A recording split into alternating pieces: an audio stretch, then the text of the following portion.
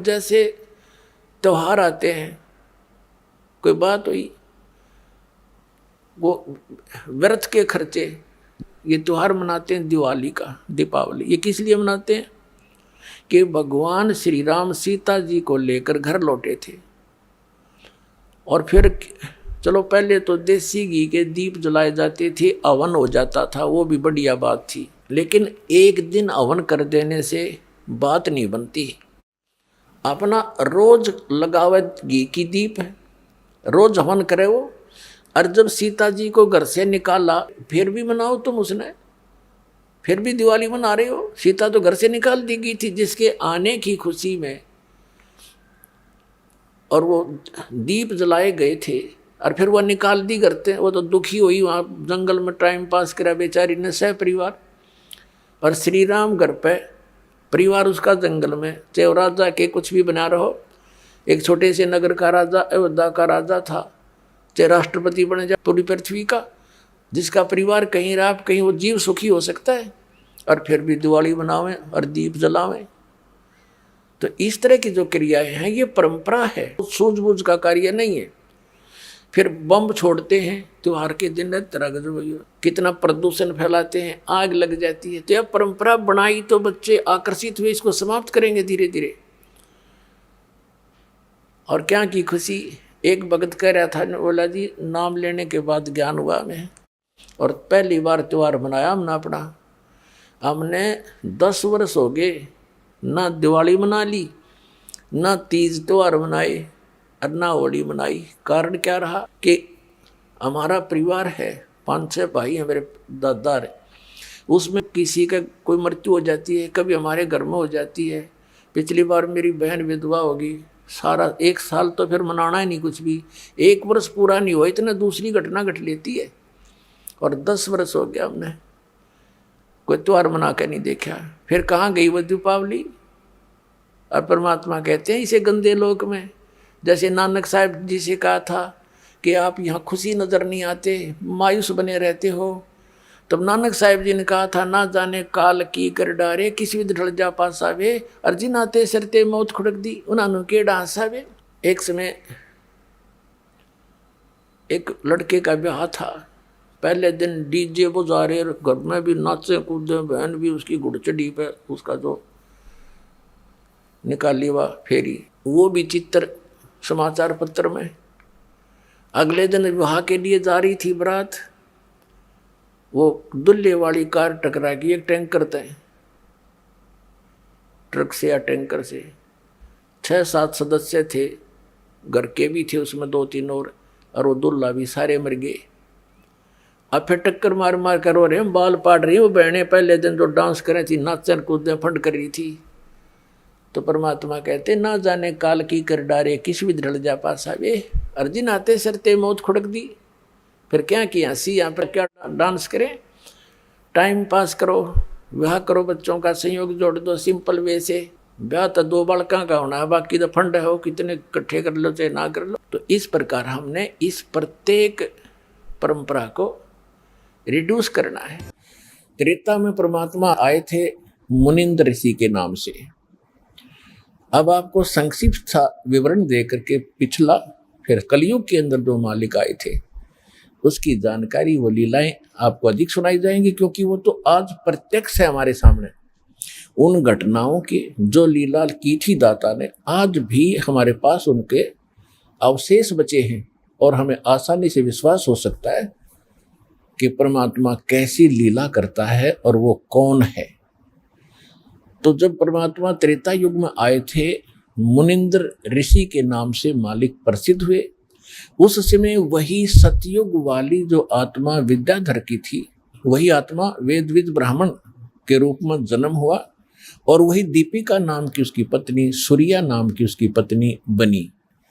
उस जीवन में भी वो निसंतान थे। उनको भी परमात्मा त्रेता युग में भी ऐसे ही जल के अंदर कमल के फूल पर शिशु रूप में प्राप्त हुए। और जब भी परमात्मा जिस युग में आते हैं, उनकी लीला कंवारी गायों से, उनकी परवरिश की लीला कंवारी गायों से होती है, अन्यथा वो टच नहीं करते किसी दूध को, जल को, आहार को।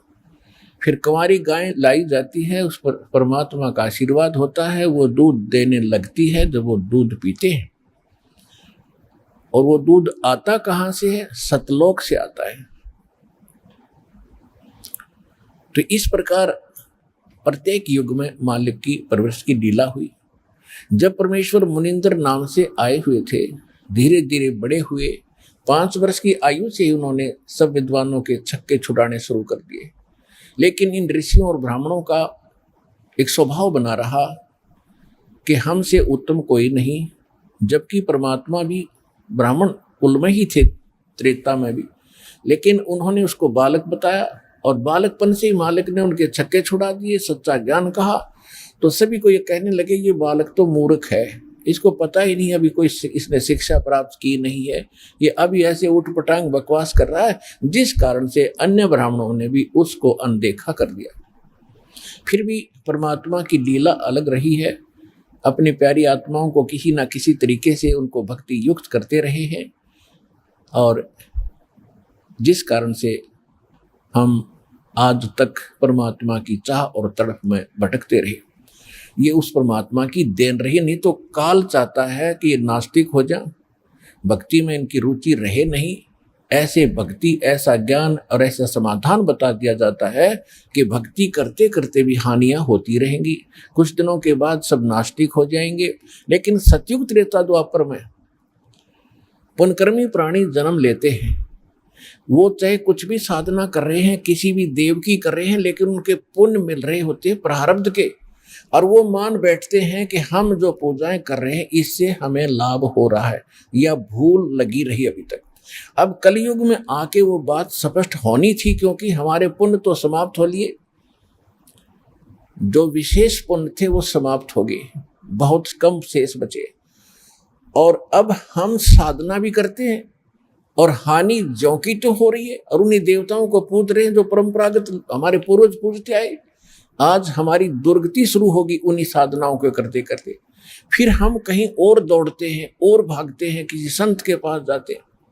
तो इससे सिद्ध हुआ कि जो साधना आपकी परंपरागत थी वो नकली थी, यूजलेस थी, आपको कोई लाभ दे नहीं रही थी, और फिर भी कर रहे थे, क्योंकि पहले पुण्यात्माएं थी, उनकी पुकार सुनते थे, क्योंकि उनके प्रारब्ध में, पुण्यों में वो लिखा होता था, उसको दे देते थे। वो मान लेते थे कि हम जो पूजा जिस देव इष्ट की कर रहे हैं, चाहे कोई समाधि पूज रहे हैं, उसने हमें लाभ दे दिया। और अब कलयुग में मालिक को पता था कि ये भी समस्या हल हो जाएगी, ये पूज पाज के छक लेंगे और कोई लाभ होगा नहीं, फिर ये भटकते फिरेंगे और ठग लेंगे सब संत इनको, तब मेरा दास जाएगा 5505 जो वर्ष बीत जाएंगे कलयुग का, सबको सुख देगा, पहचान बता देगा हु इज गॉड, और क्या करता है भगवान, ये सुख देता है भगवान जिसको हम भूल चुके थे। अब परमात्मा के ज्ञान को किसी ने सुना नहीं, सत्य को माना नहीं, तो परमात्मा के पास तो बहुत साधन है, बहुत से तरीके हैं। कहते 100 छल छिद्र मैं करूं अपने जन के काज, अरण्य से पूजो मार जो मैं नरसिंह धर लूं साजो। अब परमात्मा तो परिपूर्ण होते हैं अपनी भक्ति, अपनी शक्ति से। अब जैसे चंदन का पेड़, चाहे लकड़ी भी कहीं पड़ी हो, उसका स्वभाव है महक देती है, सुंदर महक देती है, लुभावनी महक उससे निकल रही होती है, सुगंध होती है। ऐसे ही परमात्मा के आसपास जहां भी कोई भक्त निकट आता था उसको अजब शांति मिलती थी। तो परमेश्वर सत्संग किया करते थे। लोग सत्संग को पसंद नहीं करते थे, क्योंकि परमात्मा पहले वाले ज्ञान से हटकर ज्ञान देते थे। लेकिन जो दुखी होते थे उनको परमात्मा अपनी कृपा से सुख देते थे। वो सुखी हुए व्यक्ति 20 व्यक्तियों को जाकर बताते थे कि मुझे ये दुख था, मैं ये ऐसे कष्ट था, ऐसे एक संत आए हुए हैं, मुनिंदर नाम है उनका, और वहां चलिएगा आप भी सुखी हो जाओगे। ऐसे हजारों की संख्या में परमात्मा से इस लाभ को प्राप्त करके बड़े सुखी हुए। उन्होंने जगह जगह जा करके परमात्मा की महिमा बताई कि मुनिंदर नाम के ऋषि स्वयं परमात्मा आए हैं, स्वयं भगवान आए हैं। पुण्यात्माओं, जब तक हमें समय पर रोटी मिल रही है, कपड़ा मिल रहा है, समय पर कपड़ा मिल रहा है, समय पर रोटी मिल रही है, सामने घुट्टी मिल रही है शराब की, और कार और कोठी मिल रही है, हमने जरूरत नहीं भगवान की कति। और जब ये सुविधाएं भी उपलब्ध हों और कोई घर में कष्ट आ जावे, शरीर में कोई दुख हो जाता है, फिर इस जीव को नानी याद आ जाती है। इसको कुछ भी दिखाई नहीं देता, अपनी जान दिखाई देती है।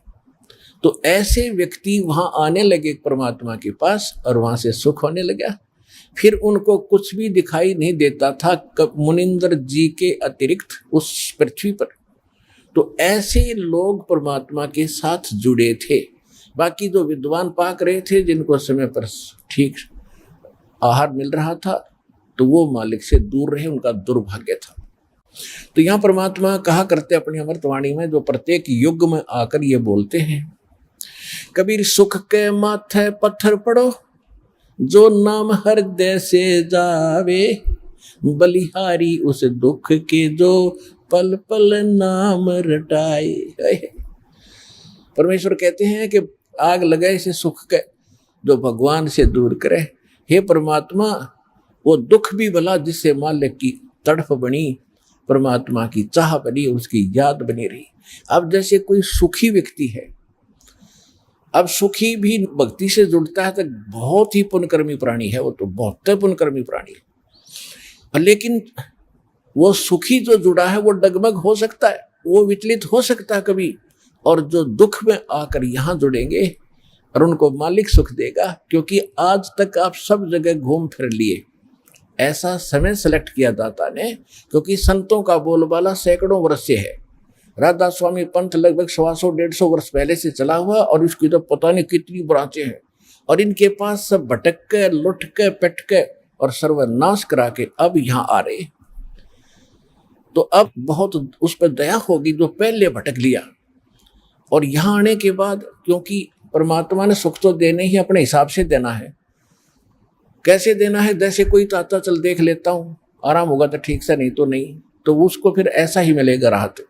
और जो कति सच्चे दिल से समर्पित होकर के भी कहीं मुझे तो ठिकाना रहा नहीं, और फिर रोवा मालिक के चरणों में, प्रतिदिन देखना उसको कितना सुख मिलेगा। तो परमात्मा से लाभ लेने का हमने एक तरीका बता रखा है, उस तरह आपने समर्पित होना पड़ेगा। और फिर देखना सपने में भी किसी अन्य इष्ट या संत के प्रति आपका भाव न जावे, इस परमात्मा के अतिरिक्त, इस दास के अतिरिक्त, और फिर देखना मालिक का लाभ। तो ये कहने से नहीं बनेगा, सोचने से नहीं बनेगा। इसके लिए हम ज्ञान देते हैं उस परम पिता को, परमात्मा सिद्ध करते हैं और प्रमाण देते हैं। वो प्रमाण आपको चारों तरफ से बाध्य कर देंगे कि पृथ्वी पर ना कोई और भगवान है और ना ही ऐसा पृथ्वी पर ज्ञान है। और फिर समाधान, ऐसे प्रमाणित मंत्र जिन महापुरुषों का मोक्ष हुआ, उन्होंने यही जाप किया। तो इन सब से फिर आपका भावना अपने आप बनेगी, निसंशय हो जाओगे, डाउटलेस हो जाओगे। फिर अपने पृथ्वी पर कुछ दिखाई नहीं देगा। और फिर देखना भगवान के हाथ रोजाना लाभ देना, सपने में भी सुख देगा, जागृत का तो कहना ही क्या।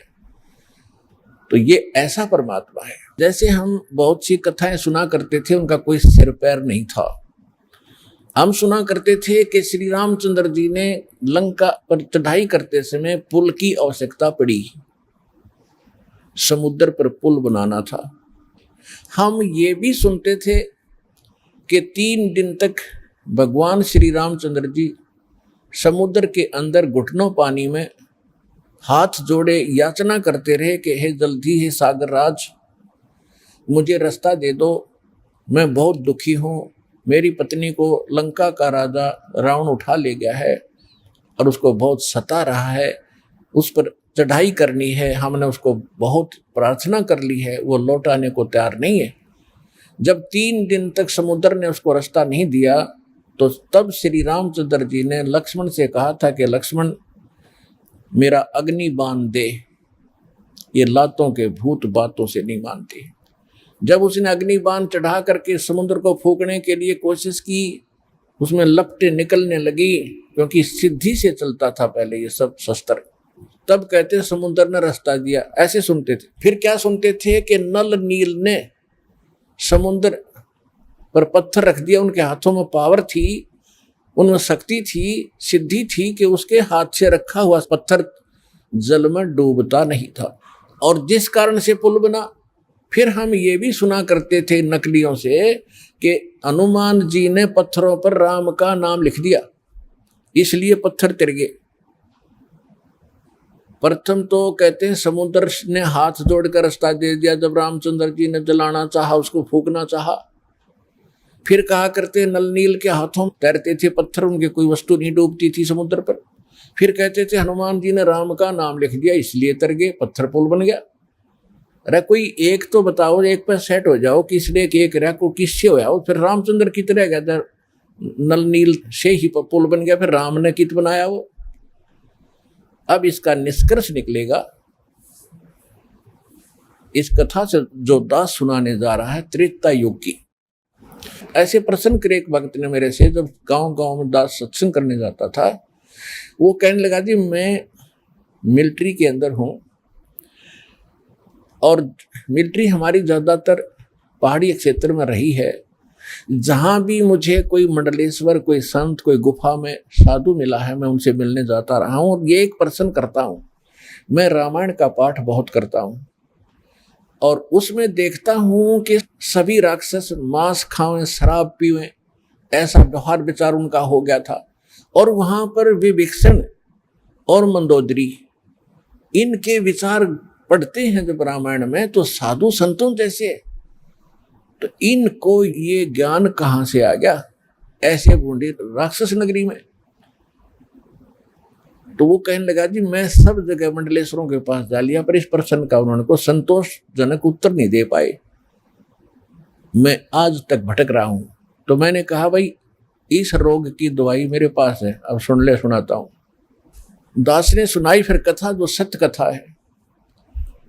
परमात्मा त्रेता युग में मुनिंदर नाम से आए हुए थे, और काफी दुखी व्यक्ति मालिक की कृपा से, आशीर्वाद से सुखी हुए थे। फिर उनको दाता ये प्रथम मंत्र दिया करते थे। ये प्रथम मंत्र में जो पहले और लास्ट वाले नाम पहले नहीं दिए जाते थे, उनको तो अब बचपन से जब कलयुग आया इस समय ही प्रारंभ करना था। ये कंप्लीट कोर्स अब देना था। पहले तो ऐसा समझ लो कि ये आपको ग्लूकोज लगा दी जब तक सर्जन नहीं आया, और ग्लूकोज से रोगी मरता नहीं लेकिन रोग नाश नहीं होता। तो वो प्रथम नाम देते थे दाता, और ग्लूकोज लगाकर चले जाते थे। अब ये रोग नाश तो अब होना था, ये दास भेजा है इस जन्म मरण के रोग का नाश करने का सर्जन और डॉक्टर, हर तरह की औषधि और ऑपरेशन सारा सिखाकर, सब ट्रेनिंग दे करके अब सब सुख होंगे, आपका जन्म मरण का रोग कटेगा।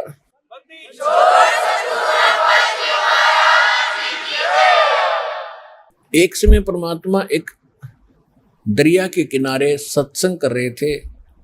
दरिया के किनारे ही उनका एक झोपड़ा था, कुटिया थी, वहाँ सत्संग किया करते थे। वहाँ हजारों की संख्या में इधर उधर से भक्त आकर के सत्संग सुनते थे, जो निर्धारित समय किया जाता था, महीने में, 2 महीने में, 6 महीने में। तो ऐसे ही एक नल और नील नाम के दोनों आपस में, ये मौसी के बेटे थे, यानी इनकी माताएं सगी बहन थी, और ये किसी देव प्रकोप से दोनों के दोनों मानसिक रोग से पीड़ित थे। शरीर में भी बहुत पीड़ा रहती थी, जिसकी उपचार के लिए वेदों के अतिरिक्त साधु संतों से भी आशीर्वाद प्राप्त इन्होंने खूब किए थे।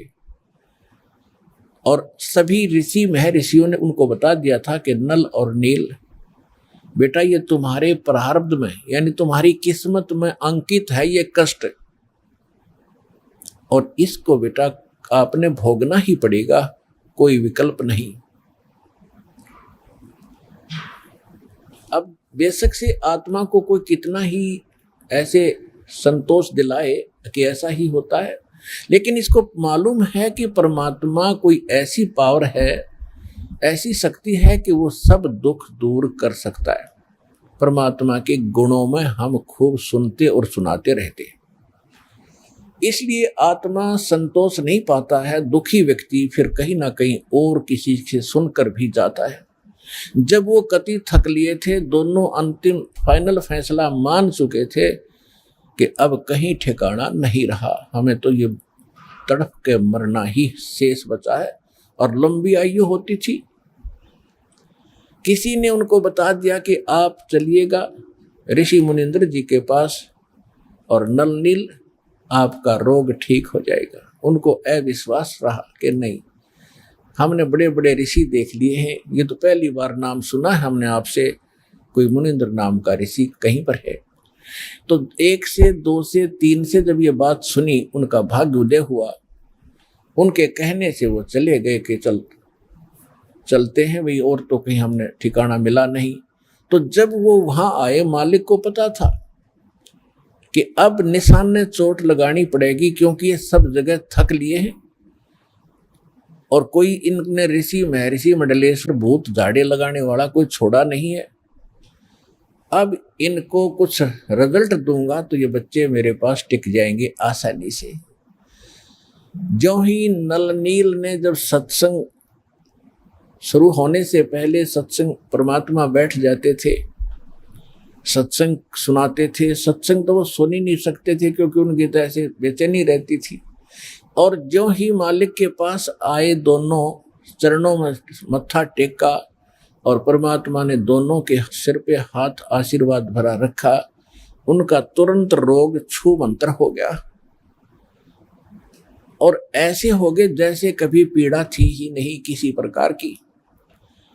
अब दोनों की आंखों में आंसू आ गए, चरणों में लिपट गए और कहा, हे परमात्मा, हम तो बहुत जगह कष्ट उठा चुके थे, हमने पृथ्वी पर कोई, जहाँ तक हमारी पहुँच थी, हमने कोई ऋषि महात्मा नहीं छोड़ा। हे परमात्मा, हमारे ऊपर बहुत बड़ा कहर था, बड़ा कष्ट था, आपकी कृपा से हम स्वस्थ हो गए, आप स्वयं परमात्मा आए हो।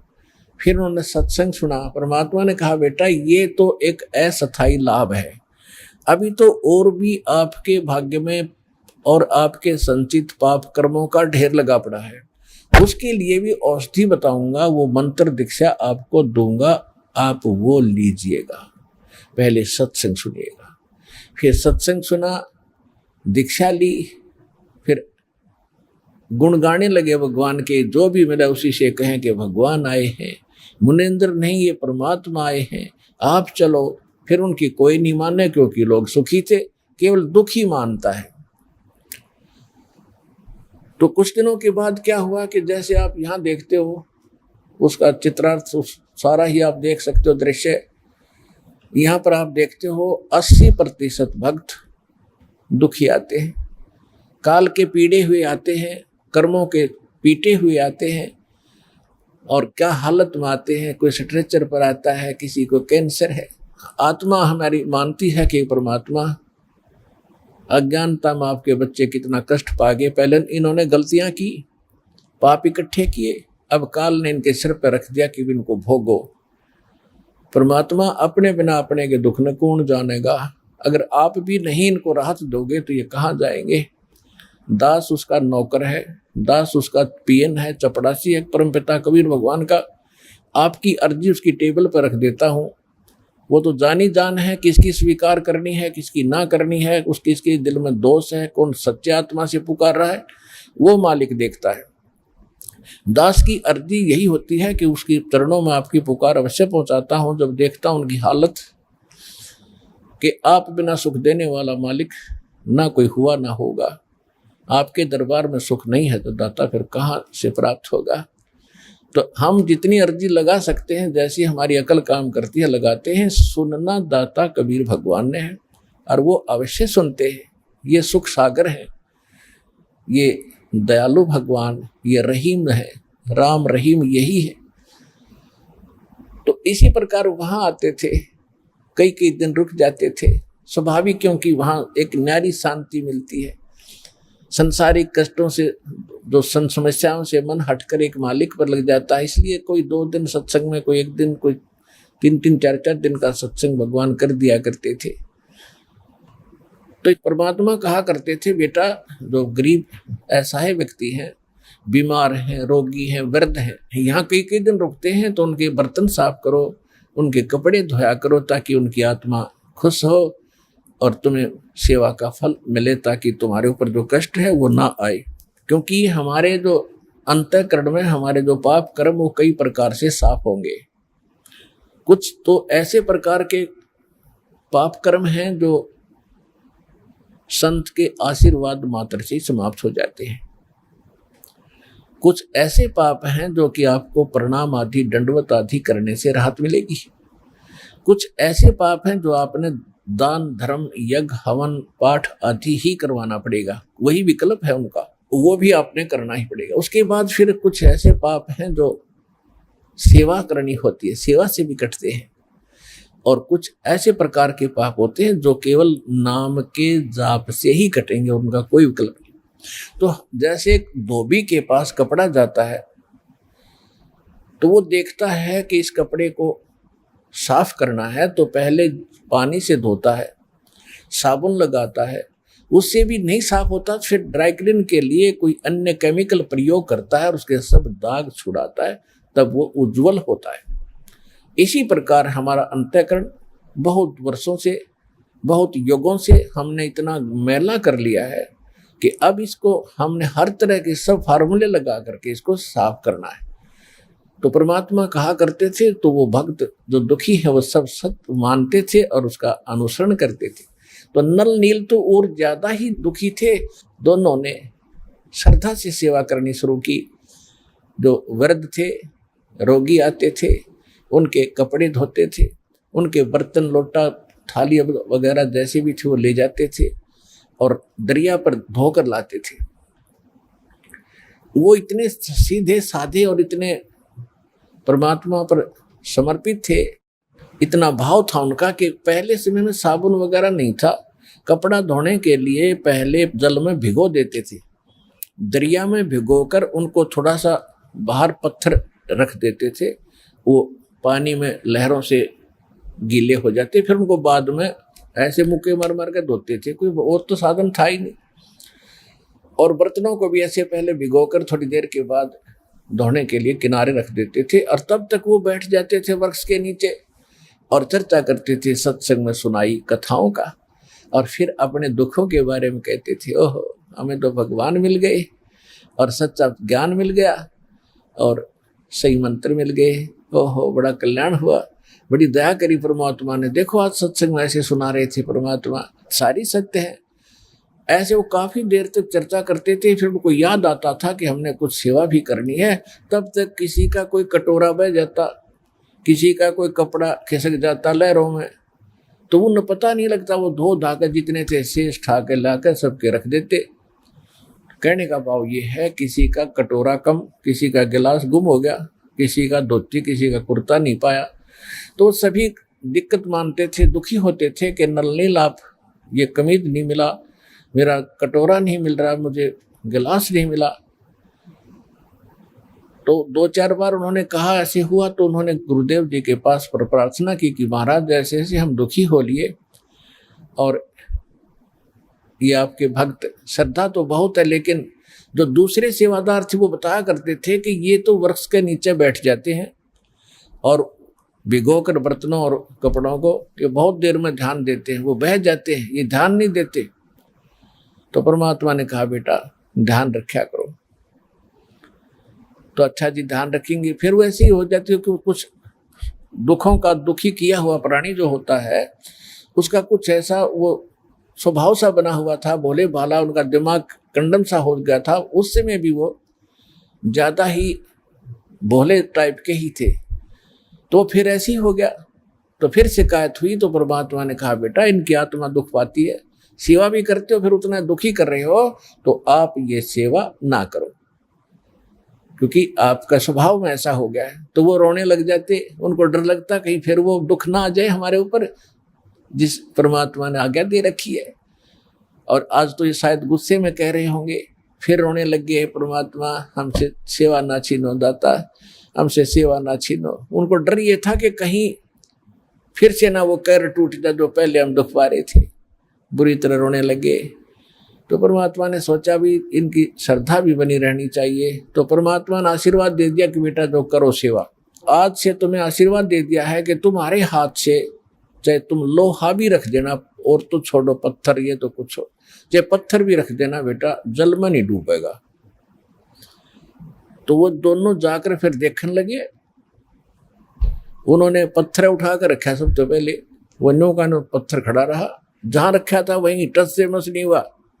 उन्होंने उठाया तो हटा, तो और देखने लगे भगत, एक बार फिर रखिए वही नल नील। उन दोनों ने फिर रखा, उसके ऊपर खड़े हो गए पानी में, और तब भी नहीं नीचे को गया। तो सब जगह होने लगी वही नल नील, मतलब बहुत भगवान ने शक्ति दे दी। तो इस प्रकार फिर वो क्या करते थे, जो भी कपड़ा जहां रख दिया पानी में, जिस सतर में डबो कर रख दिया तो वही रहा वो। चाहे उसमें कांसी के थाली बेले होते थे, कांसी धातु के, और कांसी तो अमूमन डूबती है पानी में, तो वो भी रख दिया तो वो भी नहीं डूबा। तो इस प्रकार ये जो उनको शक्ति प्राप्त हुई थी, कबीर परमेश्वर उर्फ मुनिंद्र जी की रजा से वो शक्ति, वो सिद्धि प्राप्त थी, जिस कारण से समुद्र पर वो पत्थर नहीं डूबते थे। अब प्रश्न दूसरा उनका ये था कि श्रीलंका में जहां राक्षसों का पूरा ग्रुप था, और मंदोदरी और विभीषण, इनके पास ऐसा ज्ञान कहाँ से आ गया? वो इतना समझा रही अपने पति को कि ऐसा ना करो, ऐसा हो जाएगा, ये ऐसी है, ये आम वर्ष औरत नहीं है, ये भगवान की पत्नी है, और रावण मान नहीं रहा। तो इसका उत्तर अब आपको देते हैं। परमेश्वर जब कबीर जी मुनिंदर नाम से त्रेता में आए हुए थे, इनका अपना विधान है, गोता मारूं स्वर्ग में और जा बैठूं पाताले, गरीबदास ढूंढता फिरूं अपने हीरे मोती लाले। अब 100 साल छिदर मैं करूं अपने जन के काज, अरणक से पूजो मार दूं मैं, नरसिंह धर लूं साज, नदन के रूप बना लूं अपने बच्चे के लिए। तो परमात्मा एक साधु ऋषि रूप में थे ही, श्रीलंका में पहुंच गए, और वहां पर एक चंद्र विजय नाम का एक भाट था, भाट, और उसके परिवार में पुत्र पुत्री, पुत्र वधू, पत्नी, कुल मिलाकर 16 सदस्य थे। और जो चंद्र विजय भाट था वो रावण के पास जाता था। ये भाट लोग क्या करते थे कि अपनी रोजी रोटी के लिए राजाओं के पास जाते थे, राजा लोगों का वो मनोरंजन कराते थे, रिक्रिएशन कराते थे, ऐसे उनके गुण गाते थे, आप राजाधिराज हो, आपके राज में सब सुखी हैं, आपका बड़ा गुणगान हो रहा है, आप बड़े महापुरुष हो, और कुछ चुटकुले आदि सुनो कर उनको प्रसन्न रखते थे, गाने गुने गाते थे, गीत सुनाते थे, और राजा लोग उनको उसके प्रतिफल में कुछ इनाम देते थे। इसी प्रकार उसकी पत्नी का नाम था करमवती, और वो मंदोदरी रानी के पास जाती थी, रानी का मनोरंजन कराती थी, ऐसे बूढ़ी अच्छी कहानी कथा सुनाकर, अश्लील बातें सुनाकर रानी को खुश रखती थी। रानी उसको इनाम दे देती थी मंदोदरी। इस तरह उनका गुजारा निर्वाह चल रहा था। एक दिन परमात्मा उस चंद्र विजय भाट के घर से थोड़ी सी दूरी पर, पहले जंगल बहुत होते थे, यानी वन बहुत होते थे, और वनों में कहीं कहीं झोंपड़ी सी सबकी अलग अलग होती थी। एक वृक्ष के नीचे उस रास्ते में बैठ गए जहां से चंद्र विजय सुबह सुबह फ्रेश होने के लिए जाता था। और उस समय वो साधु संतों को बड़ा देखकर खुश होता था। चंद्र विजय पिछले संस्कार होते हैं, आदमी किसी भी जाति विशेष में जन्मा है वो उसके संस्कार हैं, लेकिन जो भक्त है, भक्ति बीज पलटे नहीं, चाहे पलट जाओ ब्रह्मांड। तो भक्ति की आस्था उसके अंदर न्यारी थी। बेशक से सारा दिन बकवाद ही सुनता और सुनाता था, लेकिन भक्ति वाले लक्षण भी उसके अंदर विद्वान थे। साधु देखे चरणों में मत्था टेका, और हे भगवान आज बड़े भाग्योदय हुआ, मेरा ऋषि जी के दर्शन आज सुबह सुबह हुए, हम दास के लिए कोई सेवा बताओ, हमारे घर पर चलिए भगवान, आज तो बड़ा सौभाग्य मेरा। तो परमात्मा को वो घर ले आए। परमात्मा गए इसलिए थे, उनके झोपड़ी के सामने बैठ गए और लगे सत्संग सुनाने। चंद्र विजय ने तो उसी दिन दीक्षा ले ली, लेकिन परिवार के सदस्य कहने लगे महाराज हम अभी नहीं मानेंगे आपकी बात, हम तो भगवान शंकर के पुजारी हैं, क्योंकि रावण राजा शंकर का पुजारी था तो जनता ने तो होना ही था, हम अभी नहीं मानेंगे आपकी बात को। परमात्मा फिर गए, कभी कभी रह रह कर जाते रहे, कथा सुनाते रहे, फिर घर में सुख होने लगे जो पहले शंकर जी की पूजा से नहीं हो रहे थे। फिर धीरे धीरे 16 के 16 सदस्यों ने वह दीक्षा प्राप्त कर ली। अब पहले तो वो कर्मवती जाती थी मंदोदरी के पास, तो कैसी बकवाद सुनाया करती थी, गंदी छटोरी अश्लील बातें कहानी सुनाकर उसको खुश करती थी। और फिर जब उसने ज्ञान सुना परम पिता परमात्मा से, तो फिर उसमें वह कैसेट, वो मेमोरी कार्ड दूसरा भर दिया भगवान ने। अब फिर वो लगी बोलने ये राम कथा अमर कथा, ये परमात्मा का ज्ञान सुनाने लगी। तो मंदोदरी भी भगवान की पिछले संस्कार तो थे ही इतने अच्छे, रानी जो बनी है को आम लड़की औरत नहीं होती, वह उसके पिछले पुण्य बहुत गजब के होते हैं, अच्छे होते हैं।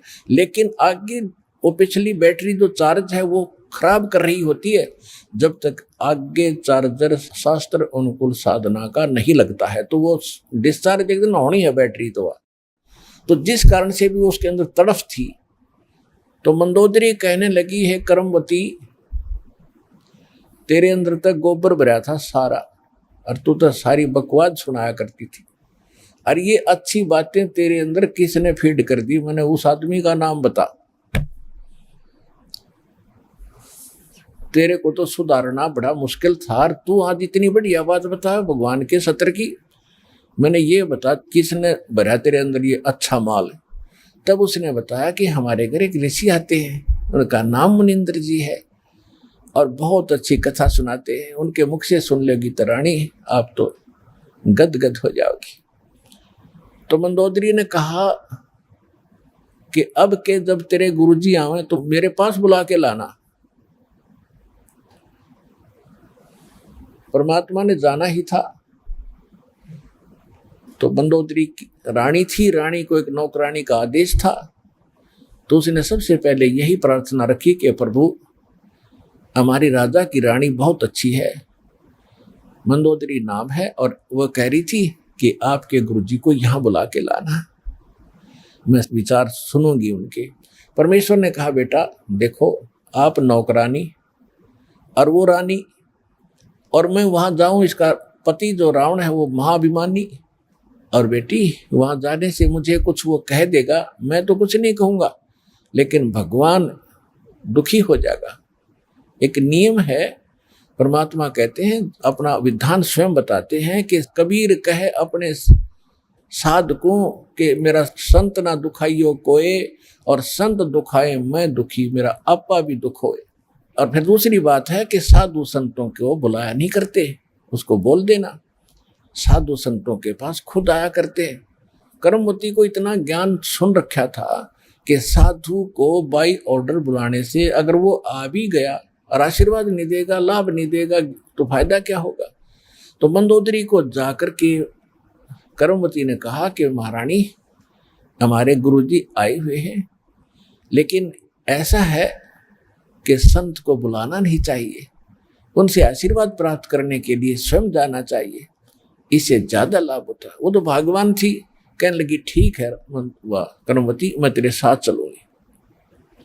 वो रानी स्वयं आई, मालिक के दर्शन किए, ओए होए, कहते हैं साधु दर्शन राम का, और साहेब आवे याद, और लेखे में वाहे गड़ी, बाकी का समय बर्बाद। फिर कहते हैं साधु दर्शन राम का मुख पर बसे सुहाग, और दर्श उन्हीं को होते हैं जिनके पूर्ण भाग। मंदोदरी के पूर्ण भाग थे, भगवान मिले, परमात्मा का ज्ञान सुना, कुछ कर्मवती से सुन रखा था मंदोदरी ने, और फिर भगवान के मुख से सुना तो जल्दी असर हो गया। दीक्षा की प्रार्थना की, मालिक ने दीक्षा दे दी, शिक्षित हुई। उसके बाद उसने कथा सुनानी शुरू की अपने पति से। स्वाभाविक होता है, अगर पति को ज्ञान होता है तो सबसे पहले वो चाहता है मेरी पत्नी माने, इसका भी कल्याण हो। दुर्भाग्य है वो ना मानती, उसके कर्म उसके साथ हैं। फिर सोचता है मेरे बच्चे भी इस मार्ग को ग्रहण करें। ठीक है, मंदोदरी ने इसी उद्देश्य से रावण से कहा कि जी ऐसे ऐसे एक बड़े महापुरुष आते हैं और भगवान शंकर से भी ऊपर बहुत बड़ी शक्ति बताते हैं, साधु संत झूठ नहीं बोलते होते।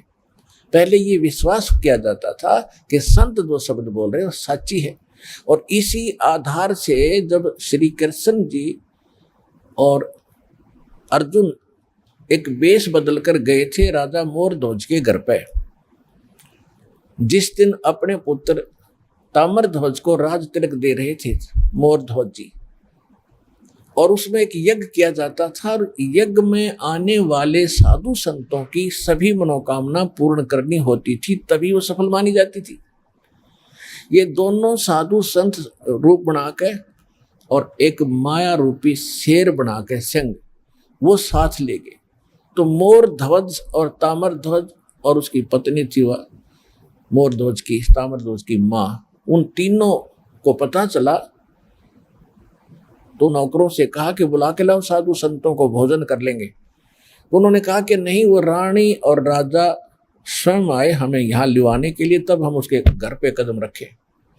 तो तीनों जने, पुत्र भी, रानी भी, राजा भी, उन साधु रूप में विराजमान श्री कृष्ण और अर्जुन, और साथ में उनका शेर खड़ा, उनको लिवाने के लिए मोतियों के थाली भरकर लेकर गए।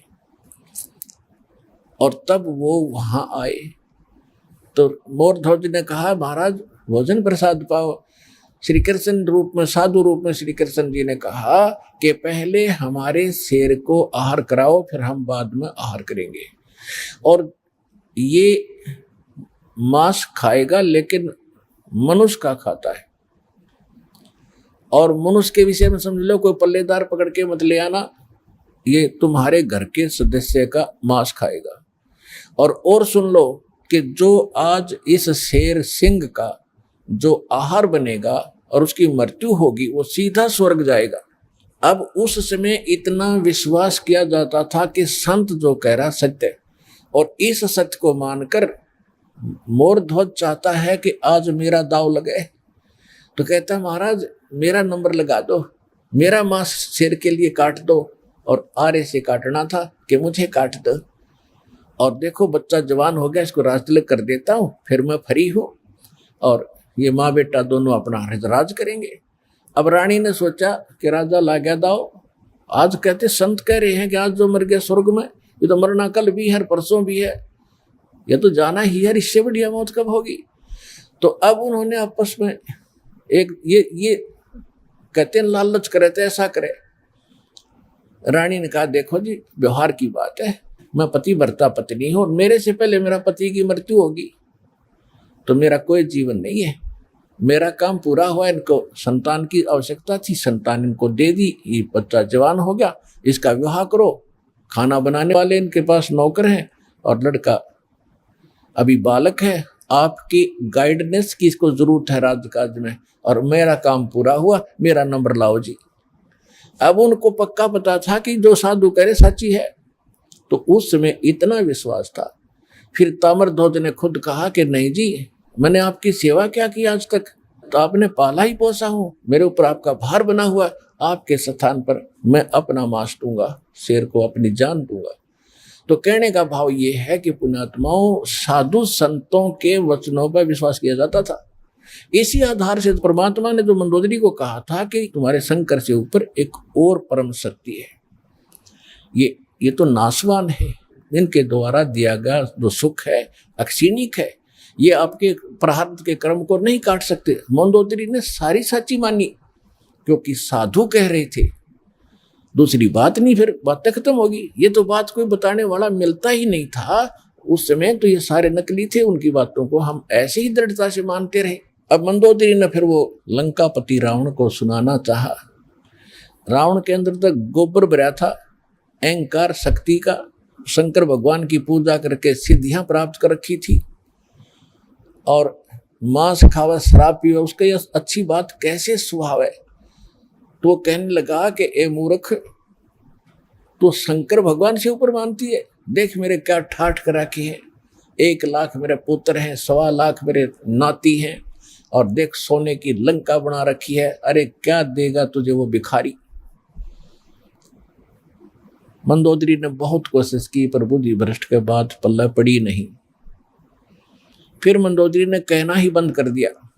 उसके बाद फिर क्या होता है कि उसने सोचा तर और कोई मेरी चर्चा सुनने वाला नहीं, ये ऐसा ज्ञान है इंसान दूसरे को सुनाए बिना रह नहीं सकता।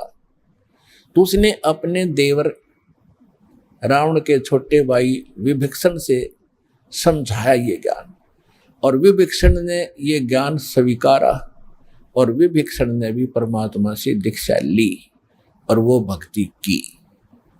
अब हम आते हैं उस बात पर कि जिस समय सीता जी का अपहरण हो गया और उसकी खोज हो रही थी,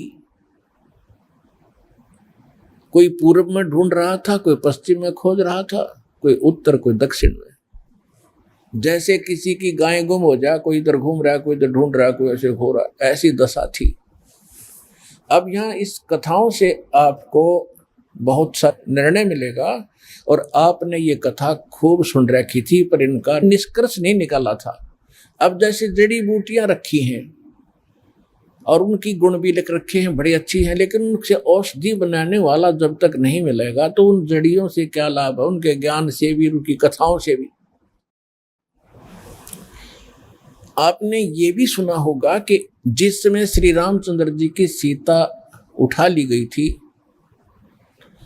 और वो पेड़ पौधों से भी लिपट लिपट कर पूछ रहे थे, डकरा रहे थे, रो रहे थे, पशुओं से भी गले से मिलकर पूछ रहे थे, आपने मेरी सीता देखी।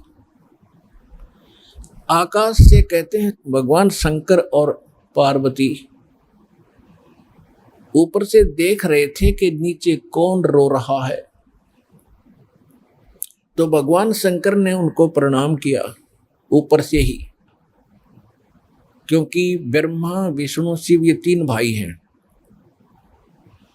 ब्रह्मा जी बड़े हैं, विष्णु जी बीच वाले हैं, शंकर जी सबसे छोटे हैं। और पार्वती जी तो शंकर भगवान को सुप्रीम पावर मानती थी, एक तो पति परमेश्वर, फिर महादेव नाम से जाने जाते थे। तो पार्वती जी ने कहा कि आप महादेव होकर के किसको नमन कर रहे हैं, कि सामने त्रिलोकीनाथ भगवान विष्णु है, नीचे उनकी पत्नी सीता को कोई उठा ले गया है, वो लीला करने आए हैं। अपने बड़े भाई यानी भगवान को, विष्णु भगवान को मैं प्रणाम कर रहा हूं। अब पार्वती जी ने सोचा कि भाई भगवान रोए, ये दोनों बात नहीं हो सकती। यो रामचंद्र दशरथ पुत्र है, ये रो रहा है, भटक रहा है, इसको आप परमात्मा कह रहे हो। भगवान शंकर बोले पार्वती आप नहीं जानते, ये सचमुच ऐसा ही है, इनको अब नहीं कोई पहचान पा रहा है। तो पार्वती ने कहा कि मैं परीक्षा लूंगी और सीता रूप बना कर जाऊंगी, यदि ये मुझे पहचान लेगा तो मैं मान लूंगी वो भगवान है, और नहीं तो मैं कतई नहीं मानू। तो भगवान शंकर ने कहा कि यह गलती मत करना, यदि तूने सीता रूप बना लिया तो तू मेरे काम तक गई, तू मेरे बड़े भाई की पत्नी का रूप बनाओगी तो मेरे लिए पत्नी रूप में स्वीकार्य नहीं रहेगी, तो माँ के तुल्य हो जाएगी। उस समय तो पार्वती ने कहा कि ठीक है, नहीं मैं नहीं जाऊंगी जी। अब शिव जी गए सैर सपट्टे को, और आदत है ये, इस मन का स्वभाव है कि क्या पता चलता, भी 2 मिनट में परीक्षा लेकर आती हूँ। सीता रूप बनाया, रामचंद्र जी के सामने खड़ी होगी, जिधर से रास्ते में खोजता हुआ जा रहा था। रामचंद्र जी ने कहा कि हे दक्ष पुत्री माया, हे राजा दक्ष की बेटी, आप भगवान शंकर को कहाँ छोड़ आई, अकेली कैसे वन में? तो शर्मिंदा हुई और कहा कि सचमुच शंकर भगवान जी आपको ठीक ही प्रणाम कर रहे थे, नमन कर रहे थे, आप तो सचमुच भगवान हैं। अपने आत्मा यहां देखना एक पॉइंट सोचने का है। श्रीमद् भगवत गीता अध्याय नंबर 7 के श्लोक नंबर 6, 7, 8 में स्पष्ट किया है कि ये काल बोलता है गीता को, जो ब्रह्मा विष्णु में इसका पिता है। ये कहता है कि अर्जुन, बुद्धिमानों की बुद्धि और बलवानों का बल मेरे हाथ में है। जब चाहे स्विच ऑन कर दूं इनकी बुद्धि का, और जब चाहे ऑफ कर दूं। जैसे महाभारत के अंदर अर्जुन को ताकत दे दी और लाखों लोगों का नाश कर दिया उस काल से प्राप्त शक्ति से, और फिर वही अर्जुन जब श्री कृष्ण जी का निधन हो गया था, हत्या हो गई थी और सारे यादव आपस में लड़ मरे थे, उनकी पत्नियों को लेकर आ रहा था, रास्ते में जंगली लोगों ने, भीलों ने अर्जुन को पीटा, लूटा, और वही धनुष जिसे महाभारत का युद्ध जीता था वो साथ लिए रहता था उसको, और उस दिन उसके हाथ नहीं उठे, खड़ा खड़ा कांपा वो। जब सारा काम हो लिया, वो भील भ्याल पीट कर लूट कर कुछ औरतों को भी ले गए और चले गए, तब अर्जुन कोस रहा श्री कृष्ण जी को कि श्री कृष्ण बड़ा धोखेबाज था, इसने हमारे साथ बड़ा धोखा किया है। पहले तो मुझे शक्ति दे दी और ना जाने कितने जीवों का नाश करा मैंने, और आज मैं खड़ा खड़ा पिट रहा हूँ, वही अर्जुन हूँ और वही गांडीव धनुष है मेरे पास, आज ये मेरे से प्रतिज्ञा भी नहीं चढ़ाई जा रही इसकी। तो परमात्मा ने बताया कि ना श्री कृष्ण धोखेबाज था, ये सारे इस काल के अधीन हैं, इसके रिमोट से चलते हैं। तो उसी ने, काल ने जब विनाश करना था महाभारत का, तो अर्जुन को ताकत दे दी और फिर वापस ले ली, उसने अपना काम करा दिया जो करना था नाश। अब अर्जुन कितना पिट्टो। इसी प्रकार ये कहता है बुद्धिमानों की बुद्धि मेरे पास है। अब जब श्री रामचंद्र जी की खुद पत्नी गुम थी, उसका तो पता नहीं उसने कौन उठा लेगा, ढूंढते फिर जैसे गायें गुम हो जाया करे। हर वह पार्वती पहचान ली, तू तो पार्वती है, सीता नहीं है, तो वहां उसकी ऑन कर दी और फिर ऑफ कर दी। खा धक्के